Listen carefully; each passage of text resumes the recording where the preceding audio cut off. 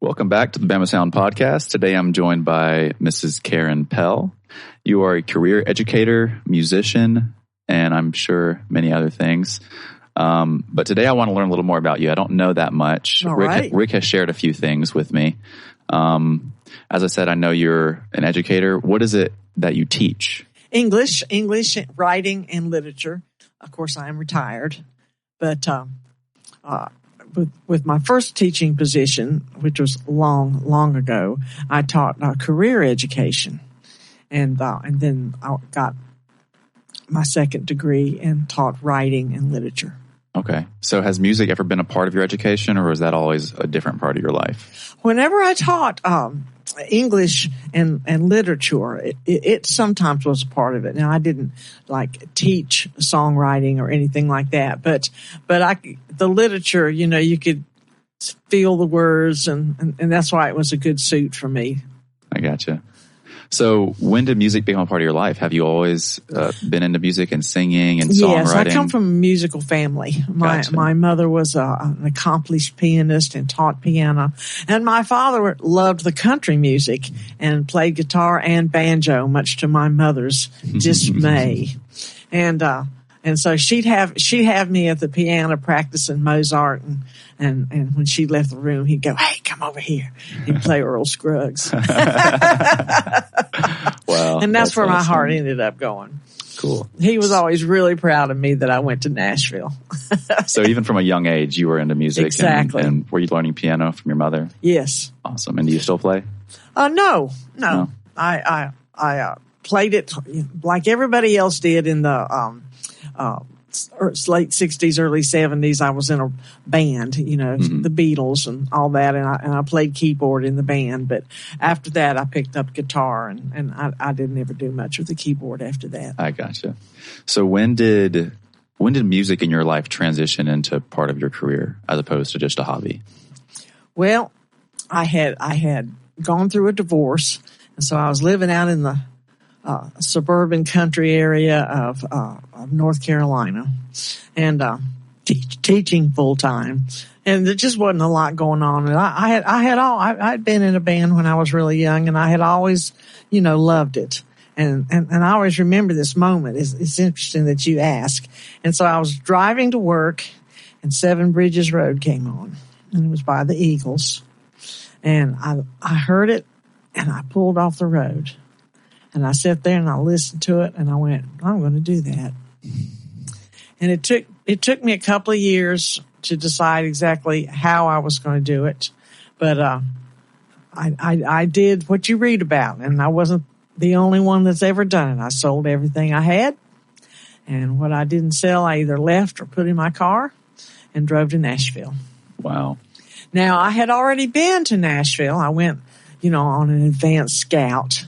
And was successful and encouraged. I also had been working out in New York, out of a publisher out of New York, and they were very willing for me to come up there. And I even went out to Los Angeles, and I was also encouraged. But those two places were very foreign to me. I hadn't traveled a lot. I hadn't been a lot, and that felt like too much for me. When I rolled into Music Row on Nashville, Then it was still all residences and, and very friendly. And that's what I decided to do. And I think that was a good call. I think that was a good decision. And how old were you when you got to Nashville? Oh, I was in my 40s. Gotcha. Yep. Okay. I wasn't a baby, but, I wasn't old like I am now either. No, you're not that old.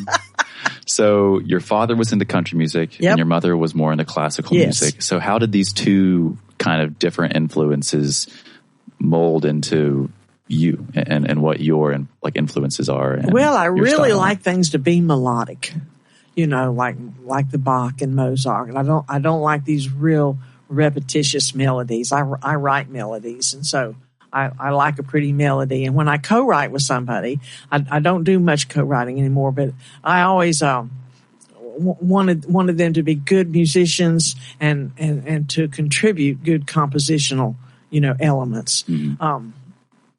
And that's easy to find in Nashville. Gotcha. So I wanted to talk about co-writing. Co-writing can be a tricky thing, and you really have to meld with the person that you're co-writing with? You know what I mean? Well, not in Nashville. Not in Nashville? Not in Nashville. What do you mean by that? Well, I really wanted to be, and was, I was there for close to 15 years, a commercial songwriter. I mean, I had my head set on that, and I had been, like I said, I had been working commercially with a publisher out of New York.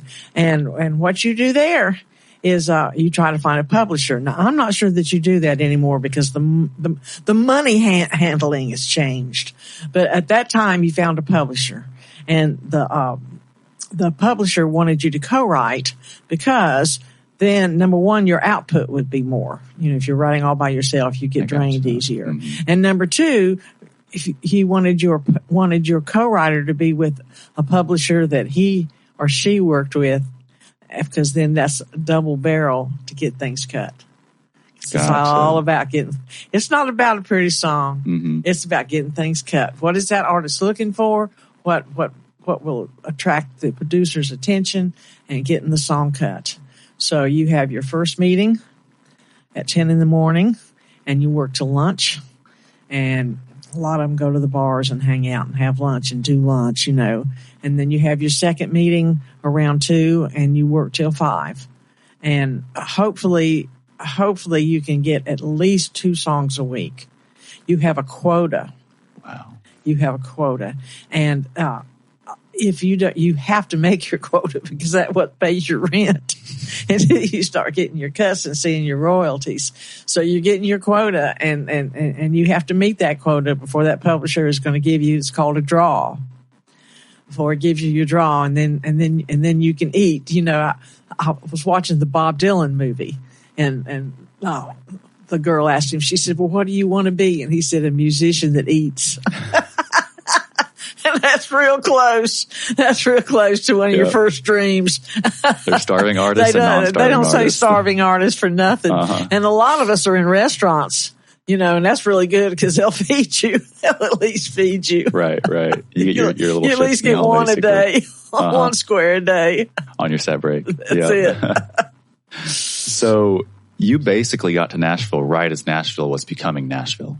Right. Well, I think Nashville will probably say it's always been Nashville. You know, it came from that big era with the big sound, you know, mm-hmm. and the Tammy Wynette and all of that. And I think the year I came, Ricky Skaggs won Performer of the Year, and I remember that disappointed me because I wanted to write a little bit more progressive stuff, and I ended up writing more progressive stuff. But I saw it change, and I was there when Garth Brooks popped. Mm. And in fact, if you want to, I'll tell you a known story about that. I was working for a publisher. Well, I was working for Reba McEntire, and cool, and doing a lot of showcases. And I was going to be at the Bluebird performing, and I had a dear friend, Stephanie Brown. And she was working with this new guy, and that's okay. Reba didn't want me working with any new guy. She wanted me working with established people that could get her publishing company cuts. Mm-hmm. Like I said, this is what this is about. But Stephanie had been really good to me and had helped me out of some scrapes. And she called me up and she said, listen, she said, I'm working with this guy. She said, I really believe in this guy. And she said, can you let him open for you? And I said, Stephanie, you know that Reba, you know, wants me to be with established people. She doesn't want me opening new people. And she said, just 3 songs. I went, okay. I said, okay, have him meet me there, you know, at the door, and I'll introduce him. What's his name? Garth Brooks. So my claim to fame in one instance is Garth Brooks opened for me at the Bluebird. Wow, that's amazing. Wow, that's so cool.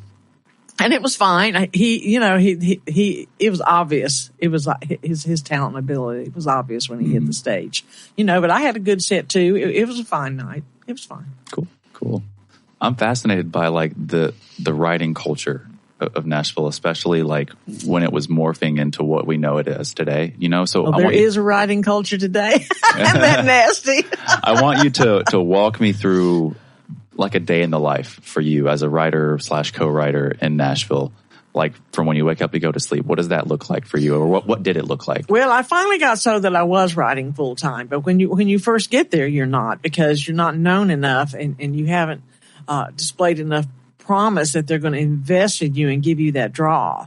So I had a little bit of money, but still I went ahead and went to work. And I went to work in a restaurant because the game to play, the game that you play is, you've got to work, you've got to keep a roof over your head, but you want to work the least amount possible so that you can write. Gotcha. And they write during the day. Right. Okay, so you work at night. So you held a day job or a night job at night Exactly. to keep the roof over your head. Exactly. And so that's what I did. And so I would, get up in the morning. Like I said, in my first appointment, it'd be 10 o'clock. And there's writing rooms. And I always had publishers interested in me. So I was always working with a publisher if I was not signed with a publisher. That doesn't happen to a lot of writers, but I was always encouraged. And, so you go to your first appointment, like I said, and you work on whatever you're working on. And, then you take a break for lunch, and then you come back to another appointment. You're going to come back to the same one. It's a different co-writer. Gotcha. So you got multiple songs that you're jiggling all the time. And Harlan Howard used to be serious about lunch. I didn't. I went and took a break, but Harlan used to go to lunch and drink his lunch. And he used to say it was very important because that's where you found your song fodder. Gotcha. He'd sit there and talk and listen to everybody's conversations and come up with hook lines and titles and things. Oh, that makes sense. That's what he would do. And so then you'd write till 4 or 5 or until you were through. If your muses are no longer talking to you, there's no point in sitting there throwing your head against the wall. And then go back to your apartment. And another thing we had is what we used to call them group homes. There were these large, they were mostly arts and crafts homes on Belmont. It's an area now that is wealthy, but at the time the homes were kind of run down. And they were cut up into apartments. Sometimes they weren't cut up into apartments, and we songwriters just went in there and said, okay, you take this bedroom and I'll take this bedroom, and shared the kitchen and shared the bathroom. And that way, you see, it reduced our rent. Gotcha. Which meant that we didn't have to work as much, which meant we could write more. I mean, that's what it was all about. So this whole arrangement was just to write. Whole streamline thing was just to process. write. And what was fun is everybody in that room, they were also writers. So you were in a culture. You were in a culture of creativity. And that's what I loved about my time in Nashville. Is we were all in this together, and we formed little groups, and we used to say, and I think it was accurate to a degree, that it was like Paris in the 1920s. I don't think they're like that anymore. Mm-hmm. I don't think that camaraderie is much there anymore. For one reason, there's not that much money in publishing, because the publishers were like our parents. They kept us going. But we were all together. There we all were in one place, as the song says. And we all worked and we helped each other and we wrote songs. And then we'd go to these clubs and play them. And I kept hoping something would happen. And for a lot of us, it did. You had to hang in there, but most of us that were there and the people that I was there with experienced at least some success. I gotcha. So do you feel like part of what makes a good co-writer is being like patient and agreeable between other co-writers and being able to like take feedback and go back and forth with lines and changes? I think you do. I think you do have to be patient with each other and there is an exchange. And when you're in that situation, especially if your publisher has told you to write with this person, those persons are sometimes artists and they might not be writers. Mm-hmm. But you want to write something that they like, that works with them, with their phrasing, with what they feel like. So it does help you to work with the artist. But the songs that you're going to love and the songs, that are going to make you happy, it's like when you click with a co-writer. Mm-hmm. And it just starts happening. I had a co-writer named Buddy, And we really cranked them out. We really cranked them out. And when Reba heard those songs, that's why she signed me. And Buddy, I think, was really my first co-writer.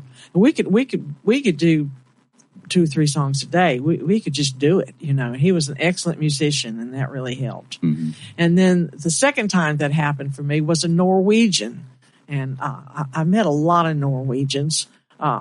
They came to Nashville, the same reason as everything else. And Tura and I could write like that. And I'll bet you that Tura and I wrote 100 songs. Wow. And we couldn't because he was foreign, basically, I understand now, but I didn't understand it then. We just couldn't get any action on this side of the Atlantic. Gotcha. So he took him home. He took him home to Norway, and he became very successful. Cool. And we had double gold records and Norwegian Grammys, and we're on television, radio. I remember one time he had his first album went double gold, and was doing so well that RCA brought me over there to do a songwriter tour. Wow.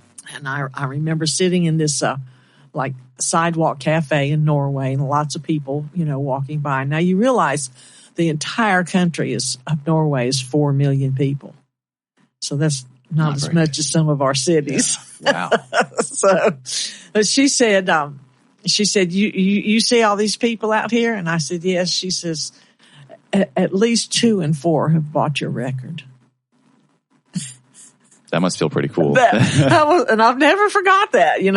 What an amazing feeling that was. Mm-hmm. So for a little while there were tours and a little bit of money coming in, and that was good. Mm-hmm. And Tura kept on playing after he had that big pop, and he had a couple other good selling records, and I made money on those, but not enough to live on. It's nice to get the royalty check in, but I had a friend tell me one time that he had enough B-sides back when there were records, that he had enough B-sides to keep his family in beans. And I don't know. It started wearing on me, the push of it all the time, the mm-hmm. push of it. And I have, as you get older, you develop some rules about your life. And one of my rules that I developed in Nashville, and I still go by, is that if you're investing time, talent, energy in any endeavor, whatever it is you're doing, okay, you either need to be making money or having fun, preferably both. But if you're not doing one or the other, you need to go find something else to do. Mm. Now, I always laugh and I always say that one morning I woke up in Nashville and I realized I was doing neither. I wasn't having fun anymore. I didn't like what I wrote, and I wasn't making any money. I was struggling. And I always laugh and I say, if I'd been making money, I'm enough of a whore, I'd have probably stayed. But neither one was happening. It was time to go. That's a really good rule to live by. It still works for me. And so I decided that I would do something else. And that's that, and that led to a lot of other avenues that have led me to here. Gotcha. So how many years did you spend in Nashville? 15. 15 years. Gotcha. And when you left, did you come back here? No, what had happened is when I made that decision, I started doing other things besides just writing commercial music. And one of the things that I was able to do is I got a commission from Opera Memphis to adapt a William Faulkner novel, As I Lay Dying. And I worked with a team of writers, 2 or 3 others, and we adapted. In other words, we turned the entire text of As I Lay Dying to a musical folk opera. Wow. And it was successful. It was amazingly successful. We used to just sit and look at each other and just shake our heads. And not only was the music successful, but the Faulkner estate wasn't real crazy about it, and so we could not record it. So we performed it. And as it worked, they were good musicians, and I could hold my own rhythmically and vocally, and we performed that thing surely every conference, literary, book conference, whatever, in the entire Southeast. And and for a while that was a good little money maker, because they pay well. Mm-hmm. They'll pay you, put you up, pay all your expenses to get there. So we turned that into a little money maker for a while. So that worked. So we decided we'd do another one. And we were kind of like casting about for ideas, and we were performing in Oxford, Mississippi, his home. And I was there with a friend, and Nancy Anderson, she has her own version of this tale, but it's not far from mine, was eating. There's a famous lunch place there, and ladies show up in hats and gloves. I don't know if they still do, but anyway, it's Mississippi, you understand. And she walked in, and there wasn't any room in there, and she saw two women at a table, and she asked if she could join them, and that was my friend and I. And so she came to my performance, and she loved it, and she walked up to me, and she handed me Lee Smith's Fair and Tender Ladies, the novel. Mm-hmm. And she says, I had a feeling about this. And I read it and immediately saw the possibilities, but I had already, been dealing with the Faulkner estate, so I said, I'm not going to touch it until I have Lee Smith's permission. So about that time, I was still in Nashville. We were all in Nashville. It wasn't but a month or so, and the book festival came to Nashville, and Lee Smith came. And we each wrote, a couple of songs just to give her an idea of what we might do with her material. Mm-hmm. And she loved it, and she immediately said, that we could do whatever. And then Nancy was instrumental with getting it signed to the Shakespeare Festival. Wow. So the Shakespeare Festival signed it, basically with only listening to 4 or 5 songs. They weren't written. And, that's amazing. and we set to work. And I still, was not real happy in Nashville. So I was trying to think what to do. And one of my friends said, well, would it just drive you crazy to go back to school? And I said, well, no, but what, all my good looks? And they said, well, they have there's scholarships, and you could teach part-time. Well, so again, I called Nancy Anderson, and AUM offered me a full ride. Wow. So I got my graduate degree, and I was able to teach there while I was getting my graduate degree. And then ASF premiered Fair and Tender Ladies. That's awesome. So I basically, just kind of like redesigned myself. And at that point, I just went ahead and threw it in the car and put Nashville in the rearview mirror and moved Montgomery. Wow. So before you did those 2 adaptations and then created these plays, did you have any background in musical theater before that, or was that kind of your... No, not really. And these were more I kind of went at it more as an operatic thing almost. Mm-hmm. I really wasn't thinking about blocking. Where does she stand? What does she do? I was just thinking about the songs. Gotcha. And then when we started working on turning these songs into a play, then I had to get up to speed, and it was a real interesting process because they'd be working and they'd call me up and they'd go, we need a song here, mm-hmm. or this song is not fitting in, And for the most part, I didn't get upset about that because that's the way it is in Nashville. You pitch songs all the time. They tell you they don't like your songs all the time. It's just part of living. And so, I was just working to get that play up, to get it working, and we did get it up. If you're familiar with it, it's one of their most successful works. Greta Lambert was just phenomenal in it, and they have produced it multiple times, and it has been produced all around the Southeast, the entire Southeast. Very cool. Yeah, it's been probably my most successful project. Are you continuing to do more theater productions? No, Gotcha. It's a lot of work. I bet it is a lot of work, and every now and then I'll do something. My husband has got involved with Tumpka, with Tumpka Depot. And those are wonderful folks over there. And there's a producer, actor there named Kim Mason. And I really like her. And she was producing, working on workshopping her play. And she asked me to be musical director. So I was able to do that. I could sit and listen to the band and go, 3rd page, 2nd measure, everybody's playing a different chord. Don't know why you can't hear it, but we can hear it out here. That's okay.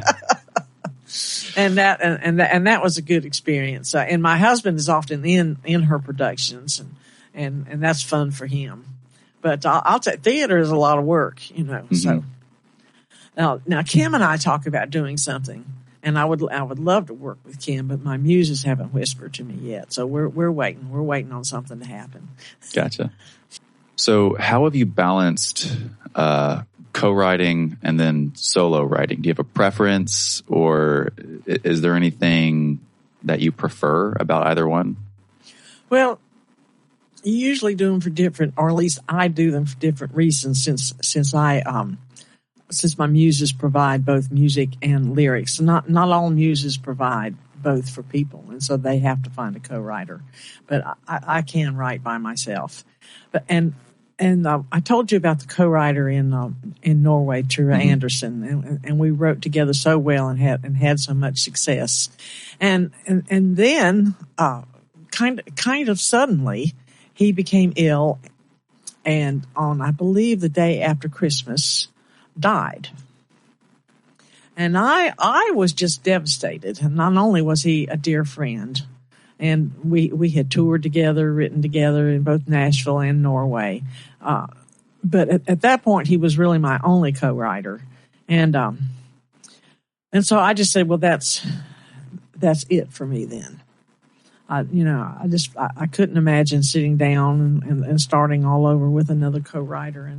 And I, so that, and I said, that's okay. This was a good role. This was almost a 20-year role, and a successful role. So it's okay.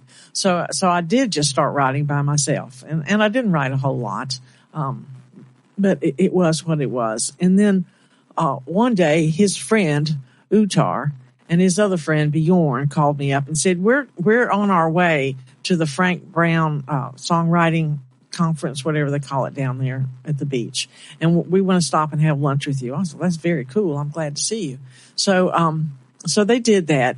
And Bjorn said, as we were having lunch, he said, would you consider writing with me? Well, they're good writers and especially good composers, but English is their second language. So especially when you're dealing with a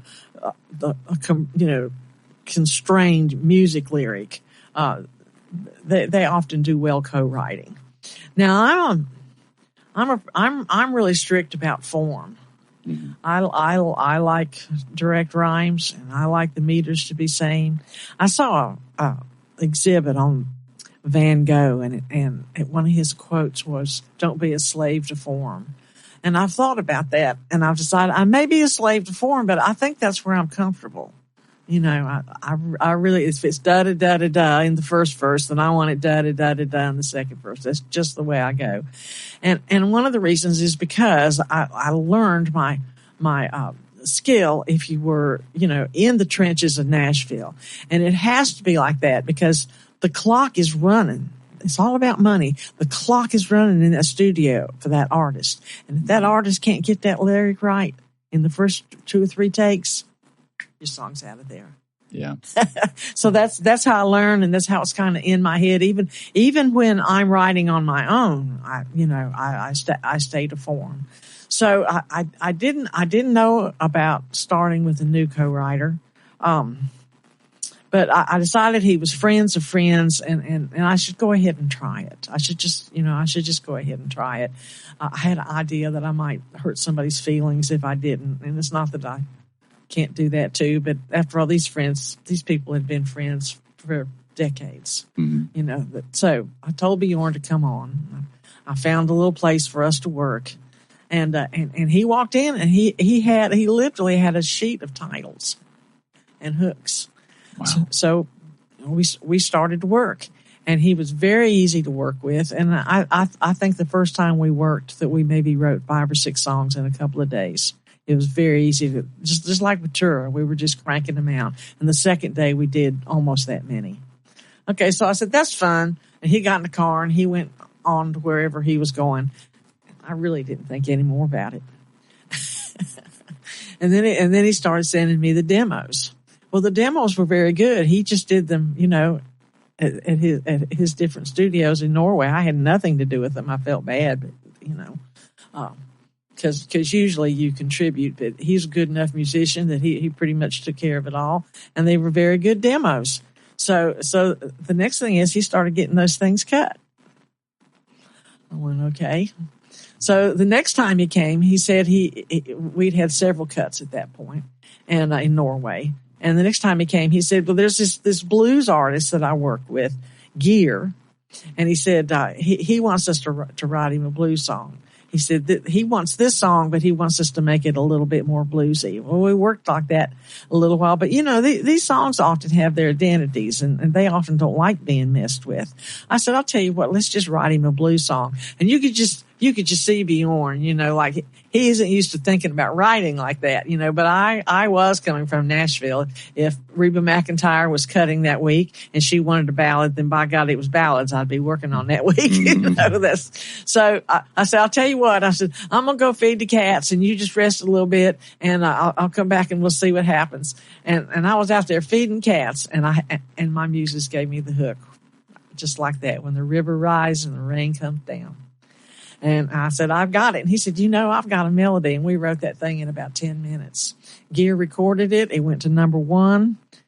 It got international play beyond Norway. And about that time, one of the songs that we wrote for Bjorn jumped out of Norway and went to Germany and was on, they say, heavy rotation in the UK. So I haven't seen that money yet. I assume ASCAP will collect that stuff. But so that's been a successful relationship, too. Wow. And that just shows you, and I had nothing to do with that. He's the one that recorded and set that out. And so all that just kind of happened. So I hear from all of this work you've done in the past with different musicians and writing for different people, I hear you have a lot of royalty checks come in, and I hear they kind of sit around and collect dust. Well, I mean, make no mistake, I retired as a teacher. That's where my big Social Security, comes from, and the main money. But every now and then that check will come in, and since I don't know whether whether it's Bjorn's radio play or something, I noticed you usually get them in August, and I noticed that my check was up. But you get a check if you're no longer a starving artist and you get a check for $100, there's no reason to bust it to get to the bank, and then they come in during periods. So you might get a check for $100, you might get another check for a couple of $100, and you go, oh, I need to get those to the, I got to get those to the bank, Well, when you finally take them all in, it'll be a good payday. But you can go months and see nothing because it has to be at least $25 for they'll either cut the check or put it in your account. Gotcha. Okay, so you can go a dry period, and I don't worry about the dry periods anymore either, because like I said, I've retired from teaching. But yeah, so you get your check from ASCAP, that's your performance. But you can also get checks from individual publishers, and so they can come from different places. It's interesting. I had a friend one time tell me that they're like manna from heaven. They just kind of come in. And in addition to the music, something I wanted to do and did do is I wrote some books. So they were they're all pictorial histories on Montgomery, and so of course I get royalties on those. So at different times, and I don't keep up. My co-writer with the book says, "Did you get a royalty check?" I went, "Oh, I'm not sure." and I said, "Let me look at my bank account." Oh yeah, there it is. It's just because again, it's not like it's any huge money. I mean, if the whole bank account jumped up $5,000, well, yeah, I'd take notice. But it's a couple $100. And I go, okay, what's that on my, and then I just go on. That's just the way it is now. That big check might be coming yet. One never knows. We'll see what that heavy rotation means. They're going to blow back up in Norway.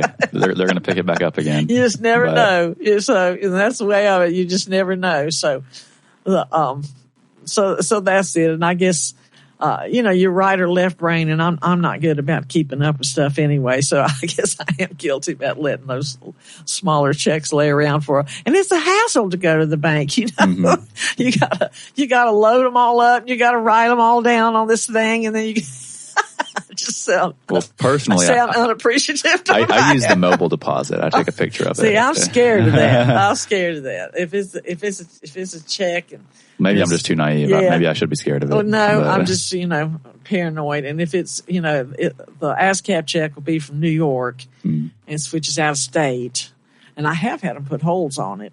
Interesting. So I make sure it goes in a human's paw. Good. I'm looking at that, So I'm curious, with you being a career songwriter, how you feel about the recent, we'll say, rise of like AI generated lyrics, or not just lyrics, but an entire song, like the vocals can be generated. How do you feel about that? Well, they should be able to tell. I mean, I don't understand why they can't tell. And maybe they don't care. Well, if they don't care, what's the point? Mm-hmm. And really, from my snobby perspective, there's not a lot of real music out there anyway. It's a good point. I mean, really, they go into the studio and they play to the same beat and about half the same melody, and you won't believe who I like that I think is an exception to that, and that's Taylor Swift. I think she's a great songwriter. Well, she just had that recent album that flopped, apparently, is what I hear. I haven't heard that. I can't keep up, but I don't know. Is Taylor Swift this and Taylor Swift that? So I went in and listened, and I went, there's nothing wrong with this child. I actually love the song "I Know It All So Well," or "I Remember It All So Well." Is that it? That's a beautiful song. And but I am amazed. I watch her, and I am amazed at the amount of money she's made, and I'm kind of suspicious, really. That's a lot of money. Mm-hmm. And I really think she made most of it performing. But it must cost a fortune to put on that show she puts on. Mm-hmm. So I'm kind of thinking there's something I'm missing there. But I think a lot of it might be also like brand partnerships. There's something going on that there you go. There's something going on that this whole songwriter don't understand. Mm-hmm. Maybe there's like a level you get to as a musician where suddenly you open up a whole bunch of other doors for income. That makes sense. That makes sense. So I need to associate myself with pickles or something. Ketchup or yeah. Well, no, I agree with you though. As far as that, you're right. Like people are scared of AI music. They feel like it's going to take over, or it's going to disenfranchise real musicians. When there really aren't that many real musicians to begin with. You have to know where to look. There's singer-songwriters out there singing their heart out. They're out there, but you have to know where to look and where to think about that. And I think they are, at least. I saw something recently where they're going to put, where it says like parental discretion on the bottom if it has like swear words or something. They'll have something like that, but for AI. It's this uses AI as a tool to produce this music. Okay, yeah. So maybe you'll have like a disclaimer. Well, I was just sitting here thinking about it in the way that we used to have our money counted for. Who does that? And are they claiming copyright? The person that is right. That's the big question. The person that's doing the technology. Mm-hmm. Yeah. It's really difficult to hold people accountable on what they're training their AI with. Uh-huh. What music are you using to train your AI? So I guess we'll see. A copyright case is hard to prove anyway. You can there's all these famous copyright cases, like it's one of the most famous ones, George Harrison. He said he had no idea that his song was anywhere like that song. But anyway, when you go into a copyright case, it's a crapshoot anyway. So gotcha. In fact, there's a little known fact is that the publishers don't even copyright the songs until they have what you call label copy, which used to be, you had a record and you put a label on it. I don't know what they do now, but if you tried to copyright everything, it would just, I mean, they're getting hundreds of songs in, all the time. Mm-hmm. So until there was action on the song, they didn't worry about copyrighting it. Gotcha. Yeah. Interesting. And then there's a myth, and I don't know whether it is or not, of sending something back to yourself in the mail. And if it has a date on it. I have heard about that. Yeah. Yeah. It's like the poor man's copyright, they call it, or something. Yeah. I register my titles on my ASCAP page. I have to. That's where the royalties come from. If they're not there, they're not going to send me anything. And so I figure that's part of the royalty right there, although you cannot copyright a title. Mm-hmm. I suppose anything could be stolen from me at any time. I'm just that naive. Well, let's hope not. Do you have any projects or anything that we have to look forward to? I created this show called the Old Alabama Review. I've heard of this. Yes. Okay. And tell me about the reason I created it is because I was like Waylon. Waylon and Willie, went out to, where was that place? Out west. Where's the name of that town?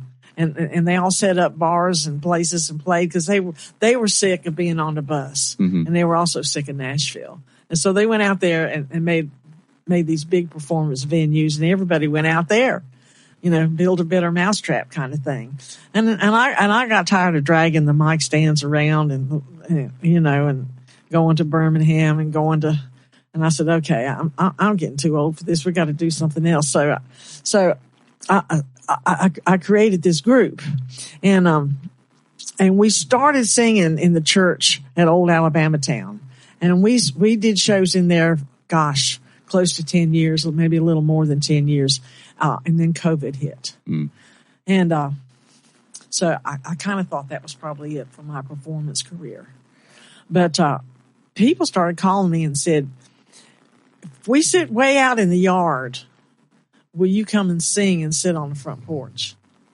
And I thought that was so endearing that I said, Definitely. yes, I will do that. So we started doing that, and then we started performing in parks, and lots of these parks have pavilions and, all kinds of things. So we started doing that. So we have stayed alive, and we just did a big show at Whitewater.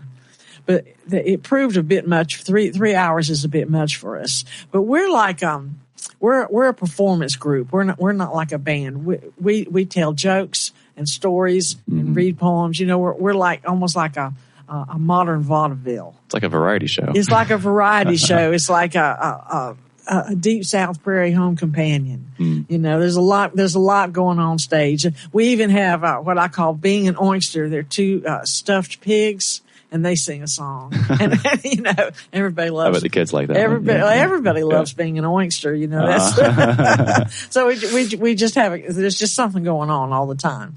And so our next and I'm always thinking, is it time for the review, or are we through? But everybody just loves the review, so I guess I'll keep playing. And I'm getting old. I make a joke out of it, but I'm getting some serious arthritis in my hands. And the other day I was watching a video with Bruce Springsteen, and I saw where he had like this brace on his hand. And I said, what's that? What's that? And Tim says, oh, that's just some rock and roll thing. He's just got something tied around his wrist to look cool. And I went, I don't know, man. I looked it up. It's called guitar thumb. And there's a special brace. Wow. And I got me one, and it helps. Does it? That's hilarious. Goodness. So, we're doing we're doing our Halloween show. All of our shows are themed, and we're not like a band in that, we play here and we have a set, and that's what we do. These shows are worked from the ground up every show. And yes, we will sing some of the same songs that we sang last Halloween, but still, it's basically a new show every time. Gotcha. And so we'll be at New South Books. We love performing at New South Books on October 30th. It'll be the Halloween show. Cool. And we do, we have originals that we do, but we also do Ghost Riders in the Sky and Purple People Eater and Long Black Veil, so that's the review, and that's my main performance outlet right now. And I had I don't write a lot, but I had this interesting experience just last month writing a song. Want to hear about that? Sure, you tell me. So I actually tell this story from the stage, but my husband is also a visual artist. He's very talented. and he's a visual artist. And he paints, doesn't he? He paints, That's right. and he wins awards, and he wins money, and he outdid me in the royalty thing from his painting just last month. I went, whoa, dude, you can take me out to dinner. And in fact, he had a painting in the Region show that just opened last night. Cool. So he got this a letter in the mail from the Alabama Wildlife Conservatory that they wanted paintings, about wildlife, and the cash prizes were substantial. And he said, I'm going to go for this. And I think that's fine. He said, I'm going to paint a furry raccoon. And I went, that's okay. And they looked down the list. Well, they were very specific about what they wanted. And a furry raccoon was not in there. They were all birds. Well, he was kind of disheartened. I said, well, just you can do it. You can still do it. Well, we were scheduled to go on this vacation to visit friends in Georgia and South Carolina. And we went, but he decided that he was going to paint a picture of a whippoorwill. Okay. So everywhere we went, he was looking for this whippoorwill. He said, I want to get a picture of a whippoorwill. He said, I want to pull one off the internet. I want to get a picture of a whippoorwill. Everywhere we went. Finally I said, Tim, it's nocturnal. The bird ain't going to be out here, okay? It's at night, and it's a camouflage bird. That would have been good to know at the beginning. So, give it up. I said, okay. So we were sitting around visiting with friends, and all of a sudden, no Tim. And I go, oh, now what? And they just kind of rolled their eyes. And I went outside, and there he is with his camera, looking up all in the trees. I said, what are you doing? He said, well, I'm waiting on the whippoorwill. And my muses went, bang. Yeah, that's a hook. Yeah, that's it. So he didn't find the picture that he was looking for, but he did paint the painting. I think it's wonderful. It hasn't been on exhibit yet. He did a really cool folky thing. The line in Hank Williams' songs, "Do you hear the lonesome whippoorwill?" It's one of the first lines of "I'm so lonesome I could cry." Okay. So he did this thing where the whippoorwill is in the foreground, but in the back is Hank's tombstone.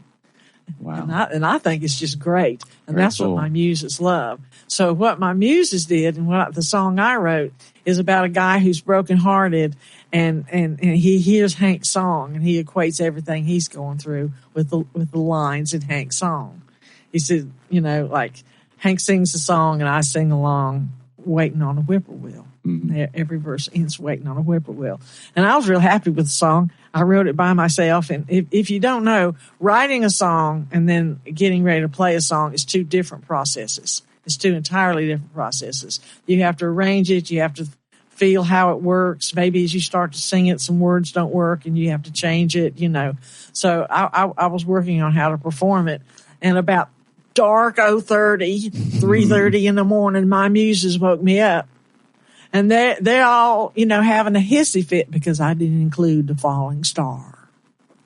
Ooh. I tried to explain to them, laying there in the bed, that I didn't have to have every single thing that Hank put in that song.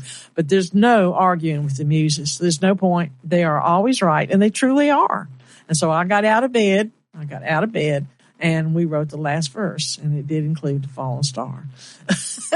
So that's the latest song I wrote. And you're always, hottest on your latest material. I'm trying to figure out how I can fit it into the Halloween show. Mm-hmm. It's my show. I may just by God do it. I love how you refer to your muses like they're little people on your shoulders talking to you. They are very vocal to me. I was talking to Susie Paul, the poet. And she says she doesn't have that experience. And she says she just slogs through her poems. I went, oh my goodness. Now I sometimes, used to slog too, but now I'm lazy. If the muses aren't with me, for instance, last year, I don't know if you know about it. There's this, place in England called Glastonbury. Okay. And there's this huge hill called Glastonbury Tor. It's a very ancient place, a very spiritual place. And I made up my mind I was going to climb it. Well, I'm not the healthiest thing in the world, but I made up my mind I was going to climb it. And I ended up having a whole adventure getting there and a whole adventure climbing it. And I thought to myself, I'm going to write a song about this. You know, this is true adventure kind of stuff. And I hadn't written it yet. I even have ideas about how I wanted it to go. I wanted it to be like that song that Johnny Cash did. And I've been everywhere, man. I've been to list the places, you know, and I wanted to list, you know, all the places that I had to go through to get to Gloucester. But I have not written that song yet, but I wrote Whippoorwill. I'm just thinking like, it could be like a metaphor climbing a hill. Yeah, I mean, it's all there. I don't know what the block is. It's there. It's there. I do not know what the block is. When Whippoorwill, you know, except for the falling star, which I did come through with, you know, was so easy. But I'll probably get it written, but it's just not like the Whippoorwill. Very cool. Well, thank you for joining us today. Well, thank you. I've had a great time. Holding this conversation and learning a little more about you. Make sure to like, share, subscribe, hit that bell to keep up with us and make sure you don't miss anything. If you're listening, thank you for listening. Make sure if you are in the area to catch her show on October 30th. Where? New South Books. New South Books here in Montgomery. Thank y'all.